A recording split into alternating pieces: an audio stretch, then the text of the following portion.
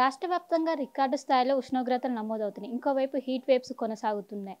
దీంతో ఇప్పటికే వడదెబ్బకు సంబంధించి ఇప్పటికే మరణాలు సంభవిస్తున్నాయి. అధికారికంగా 5 మంది చనిపోయారు.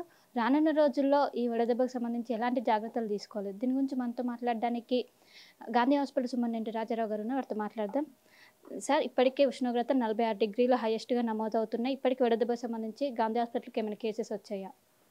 అంటే ఇప్పుడు వేడి గాడ్పులకి దీనికి సంబంధించిన కేసులు మనకి హీట్ స్ట్రోక్ అయితే, అంటే హీట్ స్ట్రోక్ అనేది చాలా సివియర్ ఫార్మ్ ఆఫ్ డిసీజ్ అన్నట్టు. అది అంటే మనకి వడదెబ్బలో చాలా రకాలుగా మన బాడీ రెస్పాండ్ అవుతుంటుంది. దాంట్లో ఏంటంటే మనం హీట్ క్రాంప్స్ అంటాము, లేకపోతే హీట్ ఎగ్జార్షన్ అంటాము, హీట్ సింకోప్ అంటాము, అట్లా హీట్ స్ట్రోక్ కూడా అంటాము. అంటే ఇట్లా హీట్ స్ట్రోక్ అనేది చాలా సివియర్గా ఉంటుంది. దాంట్లో అపస్మారక స్థితిలో ఉండటము, మనిషి పల్స్ పడిపోవటము, బీపీ పడిపోవటము, తర్వాత ఈ వేరే ఆర్గాన్స్ మీద కూడా బర్డెన్ పడి వేరే ఆర్గాన్స్ ఫెయిల్ కావటము, దీన్ని మనం హీట్ స్ట్రోక్ అంటాము. సో మన గాంధీ లాంటి టెర్షరీ కేర్ హాస్పిటల్స్లో ఇటువంటి కేసులు వస్తుంటాయి. సో రొటీన్గా వడదెబ్బ కేసులన్నీ కూడా మన దగ్గరకు రావు. సో ఇటువంటి కేసులు మనకి ఇక్కడికి వారానికి ఒక 3 నుంచి 4 దాకా వస్తున్నాయి. సో అవి బాగానే రికవర్ అయిపోతున్నాయి అని వెళ్ళిపోతున్నాయి. కాకపోతే ఓపీలో కూడా మనకి వడదెబ్బకు సంబంధించిన కేసులు వస్తున్నాయి. వాళ్ళని మన దగ్గర ఉన్న ఓఆర్ఎస్ ఇవ్వటము, వాళ్ళని ఎడ్యుకేట్ చేసి ఏం చేయాలి సమ్మర్లో ఇట్లా చేసి పంపిస్తున్నాం. ఓకే. వడదెబ్బ తాకిందని మనం ఎలా గుర్తించాలి? ఏజ్ ఫ్యాక్టర్స్ ఏమైనా ఉంటుందా దీనిపైన?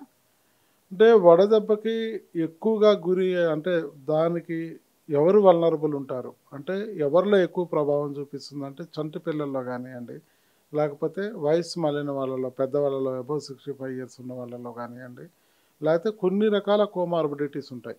హైపర్ టెన్షన్, డయాబెటీస్, ఆల్కహాలిక్స్, లేకపోతే లివర్ డిసీజ్ ఉన్న వాళ్ళలో, కిడ్నీ ప్రాబ్లమ్స్ ఉన్న వాళ్ళలో, ఈ గుండె ప్రాబ్లమ్స్, ఇట్లా కోమార్బిడిటీస్ ఉన్న వాళ్ళలో కూడా ఈ ప్రభావం ఎక్కువగా చూపిస్తుంది.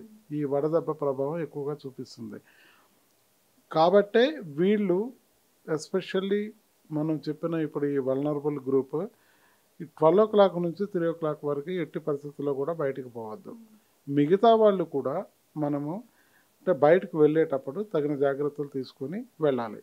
ఈ వడదెబ్బకి గురైతే ఎట్లా తెలుస్తుంది అంటే బాగా థర్స్టీ ఎక్కువగా ఉంటుంది. అంటే దాహం బాగా ఎక్కువ కావటము, తలనొప్పి రావటము, తర్వాత కళ్ళు తిరగటము, తర్వాత కొందరిలో వామిటింగ్స్ కావటము, కొందరిలో అపస్మారక స్థితికి కూడా పోవటము, పల్స్ డౌన్ కావటము, ఎక్సెస్ ఆఫ్ స్వెటింగ్ ఉండటము, లో బీపీ కావటము, ఇటువంటి లక్షణాలు కొందరిలో కనిపిస్తాయి.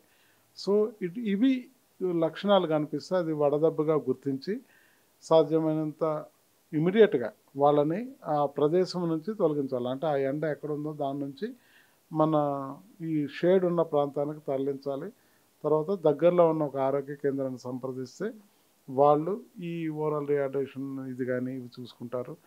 లేదు పర్వాలేదు కండిషన్ అంటే మన ఇంట్లో కూడా వాటర్ ఎక్కువ తీసుకొని హోమ్ రెమెడీస్ ఉంటాయి కొన్ని. అంటే మజ్జిగలో ఉప్పు వేసుకొని తాగటం కానివ్వండి, లేకపోతే కాచి చల్లార్చిన నీళ్ళల్లో ఒక చిటికెడు ఉప్పు, ఒక ఫిస్ట్ అంటే ఒక పిరికెడు ఈ షుగరు వేసుకొని కలుపుకొని తాగటము, లేకపోతే ఈ రైస్ వాటర్, అన్నం గంజిది కానీ, బార్లీ వాటర్ కానీ, ఇటువంటి ఫ్లూయిడ్స్ ఎక్కువగా తాగితే ఈ వడదెబ్బ నుంచి మనం బయటపడతాం. ఇంకోవైపు హీట్ వేవ్ గురించి తెలంగాణ వైద్య ఆరోగ్య శాఖ ఇప్పటికే బులెటిన్స్ రిలీజ్ చేసింది. మీకు ఎలాంటి ఆదేశాలు వచ్చాయి? అంటే ఇది మాకు ఈ 1 month నుంచి మాకు ఈ అలర్ట్ చేయటం జరుగుతుంది. అంటే బెడ్స్ని రెడీ చేసుకోవటం కానివ్వండి, లేకపోతే దానికి సంబంధించిన మెడికేషన్ కానివ్వండి, ఐవి ఫ్లూయిడ్స్ కానివ్వండి, ఈ ఓఆర్ఎస్కి సంబంధించి, లేకపోతే ఇంకా వేరే దానికి సంబంధించిన మెడికేషన్స్ అన్నీ కూడా సిద్ధం చేసుకోవాలని, తర్వాత అవేర్నెస్ ప్రోగ్రామ్స్ ఇట్లా పెట్టాలని, తర్వాత ఈ ఓపీ వీటిలో కూడా మనకి ఇటువంటి వాళ్ళను గుర్తించి ఇమీడియట్గా ట్రీట్ చేయటం, ఇటువంటి అలర్ట్స్ మాకు ఆరోగ్య శాఖ నుంచి రావటం జరిగింది. దానికి అనుకూలంగానే మనము ఈ బెడ్స్ని సిద్ధం చేయటం కానివ్వండి, లేకపోతే ఈ పేషెంట్స్ని అడ్మిట్ చేసుకొని ట్రీట్మెంట్ ఇవ్వటం కానీ జరుగుతుంది. పన్నుల నిమిత్తం బయటికి వెళ్ళేవారు ఎక్కువ కూల్ డ్రింక్స్ అనే సేవిస్తున్నారు. కూల్ డ్రింక్ తాగడం మంచిదేనా? అంటే ఇదే బేసిక్గా ఈ దాహం అయిన వాళ్ళు కూల్ డ్రింక్స్ అనేవి ఎట్టి పరిస్థితుల్లో తాగొద్దు. అవి చాలా చెరుపు చేస్తాయి బాడీకి. అవే కాకుండా ఈ ఎండాకాలంలో మనకి సాధ్యమైనంత వరకు ఈ టీ, కాఫీ, అదర్ బెవరేజెస్ కూడా అవాయిడ్ చేయాలి. తర్వాత ఈ ఆల్కహాల్ రిలేటెడ్ ఇవి కూడా మనం అవాయిడ్ చేయాలి. చాలామంది ఏం చేస్తారంటే ఈ ఎండలో బాగా తిరిగి బాగా దాహం వేసినప్పుడు కూల్ డ్రింక్ తాగటం చేస్తారు. సో అట్లా చేయకూడదు. కూల్ డ్రింక్స్ అసలు తాగొద్దు. అలాగే ఇప్పుడు మనం బయట దొరుకుతున్న ఈ షుగర్ కేన్ జ్యూస్ కానీ లేకపోతే ఈ ఫ్రూట్ జ్యూసెస్ అవి హోమ్ మేడ్ ఉండాలి ఎప్పటికప్పుడు. కానీ బయట తీసుకోవద్దు. ఎందుకంటే contamination of food and water అనేది చాలా ఎక్కువ ఉంటుంది. Contaminated food or water especially సమ్మర్లో కంటామినేషన్ ఎక్కువ ఉంటుంది కాబట్టి అటువంటివి తీసుకుంటే ఈ కంటామినేషన్ ఆఫ్ ఫుడ్ వాటర్కు సంబంధించిన వేరే జబ్బులు అంటే ఏముంటాయి, టైఫాయిడ్ కానివ్వండి, కలరా కానివ్వండి, లేకపోతే హెపటైటిస్ కానివ్వండి, లేకపోతే ఈ ఎక్యూట్ డయేరియల్ డిసీజెస్ అంటాము, ఇవన్నీ కూడా వీటి బారిన పడే అవకాశం ఉంటుంది. ఎండ దెబ్బతో పాటు ఈ ఫుడ్ ఆర్ వాటర్ కంటామినేషన్ ఇది మళ్ళీ యాడ్ అవుతుంది. అందుకనే సాధ్యమైనంత వరకు అవుట్ సైడ్ ఫుడ్ కానీ అవి అవాయిడ్ చేయాలి. తాజా ఫుడ్, ఫ్రెష్గా తయారు చేసిన ఫుడ్, హోమ్ మేడ్ ఫుడ్డే తీసుకోవటం చాలా మంచిది. తర్వాత ఈ లిక్విడ్స్ ఎక్కువ తీసుకోవాలి, ఫ్లూయిడ్స్ ఎక్కువ తీసుకోవాలి. ఈ కూల్ డ్రింక్స్ కానివ్వండి, కాఫీ, టీ కానీ, ఆల్కహాల్ కానీ ఇటువంటివి అవాయిడ్ చేయాలి. తర్వాత ఫుడ్లో కూడా ఫ్యాటీ ఫుడ్ అవాయిడ్ చేయాలి సాధ్యమైనంత వరకు. ఈ బిర్యానీస్ ఇటువంటి బెటర్ అవాయిడ్ ఈ సమ్మర్లో. గత సంవత్సరంతో పోల్చుకుంటే ఈ సంవత్సరం ఎండలు అనేవి విపరీతంగా ఉన్నాయి. ఈ సంవత్సరం ఏదైతే వడదెబ్బకు సంబంధించిన కేసెస్ పెరిగే అవకాశం ఉందా? డెఫినెట్గా. అంటే ఇప్పటికీ మనకి అంటే లాస్ట్ ఇయర్కి చూసుకుంటే ఈ ఇయర్లో మనకి ఎండలు చాలా ప్రభావం ఎక్కువ చూపిస్తుంది. కేసులు కూడా లాస్ట్ ఇయర్ తోటి కంపేర్ చేస్తే మనకి ఈ వడదెబ్బతో వస్తున్న కేసులు కొంచెం ఎక్కువగానే ఉన్నాయి. సో ఇప్పుడు ఇంకా మనకి మే ఫస్ట్ వీక్లోనే ఉన్నాం మనం. సో ఈ మే అంతా ఎండలు ఉంటాయి కాబట్టి అందరూ కూడా ఈ వేడికి సంబంధించిన అంటే హీట్ వేవ్స్కి సంబంధించిన జాగ్రత్తలు డెఫినెట్గా తీసుకోవాలి. సాధ్యమైనంత వరకు ఇందాక నేను చెప్పిన వల్నరబుల్ గ్రూప్ ఎవరైతే ఉంటారో, చిన్నపిల్లలు కానివ్వండి, పెద్దవాళ్ళు కానివ్వండి, కోమార్బిడిటీస్ ఉన్నవాళ్ళు అస్సలు బయటకు పోవద్దు. ఇట్లా పనిచేసే వాళ్ళు బయటకు పోయినా కూడా చాలా హార్డ్ వర్క్ ఉన్నవాళ్ళు మాత్రం 12 o'clock to 3 o'clock మధ్య వర్క్ కూడా అవాయిడ్ చేయాలి. పని చేయటం అనేది 12 to 3 అవుట్డోర్ అస్సలు పెట్టుకోవద్దు, చేయొద్దు కూడా అది.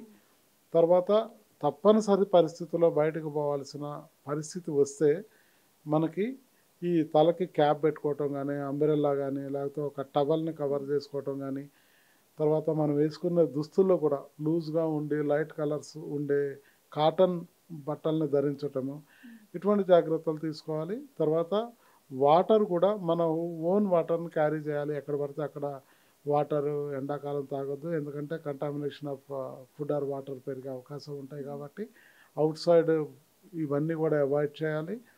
తర్వాత దాహం అయినప్పుడు అందరూ కూడా కూల్ డ్రింక్స్ తాగుతారు, అటువంటి పనులు చేయొద్దు. కూల్ డ్రింక్స్ తాగొద్దు, వాటరే తీసుకోవాలి.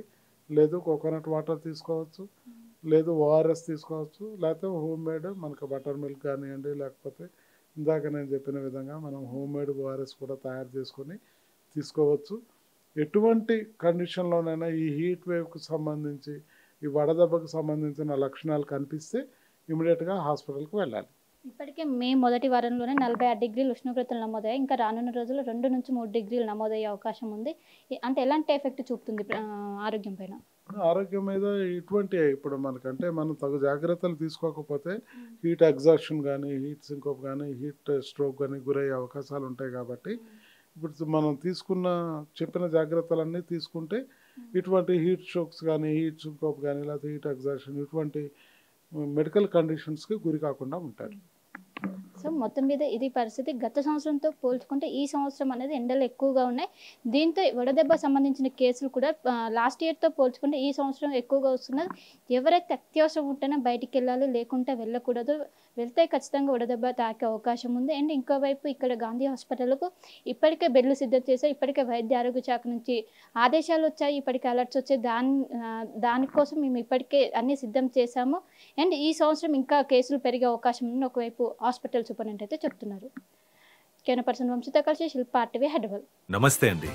ఇది వ్యాపారం గురించి కాదు, ఓటు గురించి. ఎన్నికల్లో ఓటు వేయడం మన హక్కు మాత్రమే కాదు, కర్తవ్యం. ఎంతో మంది మహా నేతలు శ్రమించి ప్రాణత్యాగం చేసి ఈ అవకాశాన్ని మనకిప్పించారు. అందరూ ఓటు వేద్దాం. ఎందుకంటే ఓటు హక్కు ఊరికే రాదు. నా ఓటు ఎవరికో తెలుసా?